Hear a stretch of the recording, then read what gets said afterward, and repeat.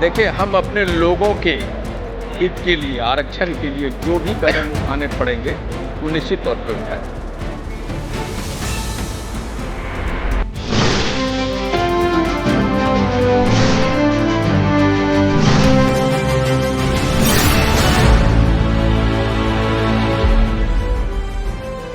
अप्रैल को इतिहास रचने के बाद आईपी गुप्ता ने आज एक बड़ा ऐलान कर दिया।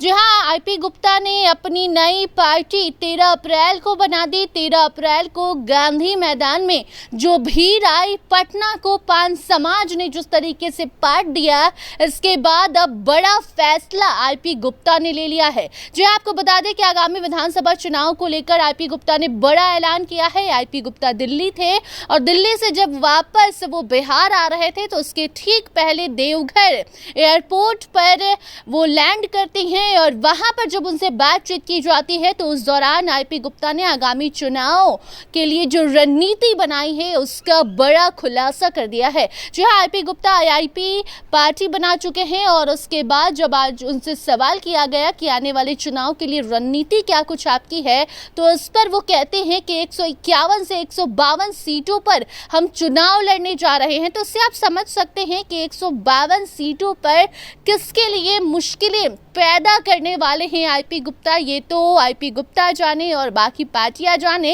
लेकिन इसके साथ साथ जब उनसे ये भी सवाल किया गया कि अभी अभी आपने कांग्रेस से भी हाल फिलहाल में इस्तीफा दिया है, लेकिन अब जिस तरीके की ताकत आपने पटना में दिखाई है, उसके बाद अगर किसी गठबंधन से आपको ऑफर आता है, कोई बड़ी पार्टी आपको ऑफर देती है, गठबंधन में शामिल होने की बात अगर आपसे की जाती है, तो क्या आप उस गठबंधन में जाएंगे?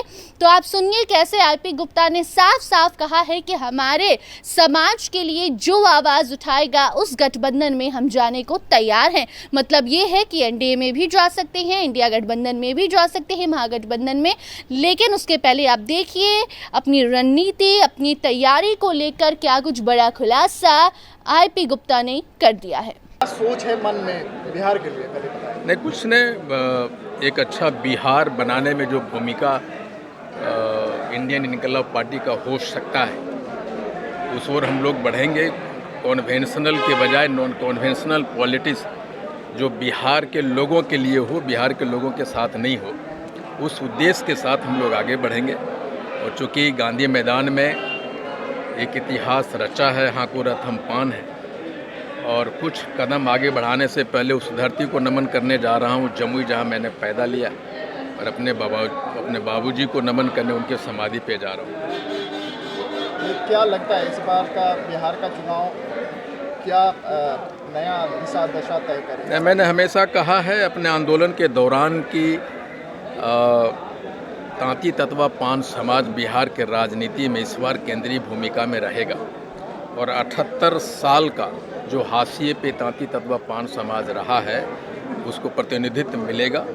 और हमारी सारी जो भी कदम बढ़ेंगे, मेरा प्राइमरी जो गोल है कि हमें हमारा आरक्षण वापस मिले, उस ओर हम लोग पूरे बिहार के पान समाज के लोग, तांती तत्वा समाज के लोग एक इंक्लूसिव ग्रोथ, इंक्लूसिव पॉलिटिक्स के तरफ बढ़ेंगे, और हमारी रोल एक निर्णायक होगी बिहार के पॉलिटिक्स में, ये निश्चित है।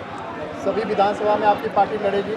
नहीं, मैं ऐसी दावा नहीं करता। जहां हमारी क्षमता है 151 से 152 विधानसभा पे, वहां हम अपने ताकत को आजमाएंगे, और वहां हमारा जो कंट्रीब्यूशन होगा 151 से 152 विधानसभा पे, जहां हमारी क्षमता हम वहीं काम करेंगे। अलायंस में भी जाएंगे क्या? अगर मान लीजिए ऐसी बड़ी पार्टियां, क्योंकि आप पहले कांग्रेस में भी रह चुके हैं, पुनः आपको कांग्रेस बुलाए या फिर एनडीए बुलाए तो क्या जाना चाहेंगे साहब? देखिए, हम अपने लोगों के हित के लिए, आरक्षण के लिए जो भी कदम उठाने पड़ेंगे वो निश्चित तौर पे उठाएंगे।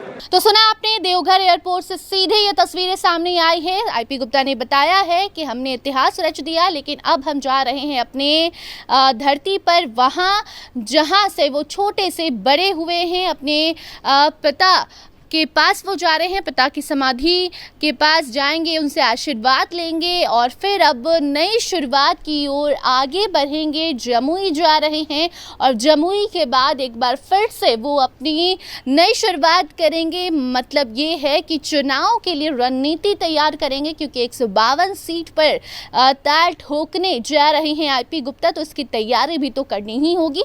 बाकी अब आगे से जुड़ी कोई नई जानकारी आएगी तो उस खबर को आप तक जरूर पहुंचाएंगे। देखते रहिए स्टार टीवी बिहार। धन्यवाद।